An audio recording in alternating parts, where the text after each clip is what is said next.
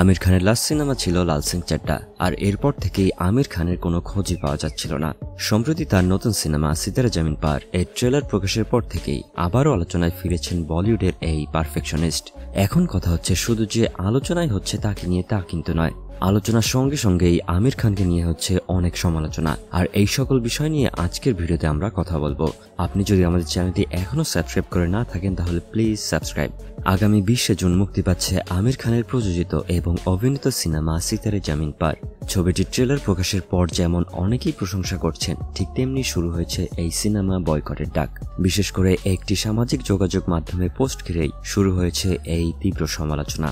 সম্প্রতি আমির খানের প্রযোজনা প্রতিষ্ঠান এক পোস্টে অপারেশন সিন্দুরের প্রশংসা করে ভারতের সশস্ত্র বাহিনীর প্রতি শ্রদ্ধা জানায় এবং প্রধানমন্ত্রীকে তাদের সেলুট জানায়। কিন্তু এই দেশাত্মবোধক বার্তা অনেকেই ভালোভাবে নেননি।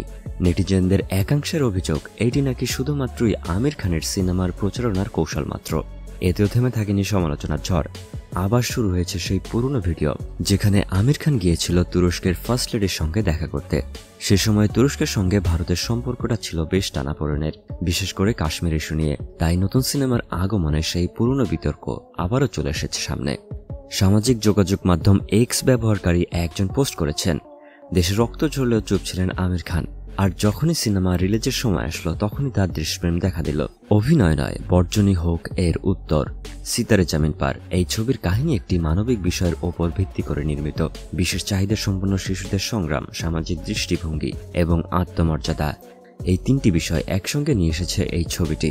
পরিচালনায় আছেন RS প্রসন্না, আর গুরুত্বপূর্ণ ভূমিকায় দেখা যাবে জেনেলিয়া দেশমুখকে। তবে সবচেয়ে বড় প্রশ্ন হলো, এই বিতর্ক, বয়কটের ডাক এবং আমিরের পুরনো ইতিহাস, এই সকল কিছু কি আমির খানের আপকামিং সিনেমার উপরে প্রভাব ফেলতে পারবে, নাকি দর্শক ছবির মূল বার্তাকে গুরুত্ব দিয়ে সিনেমা হলে যাবেন?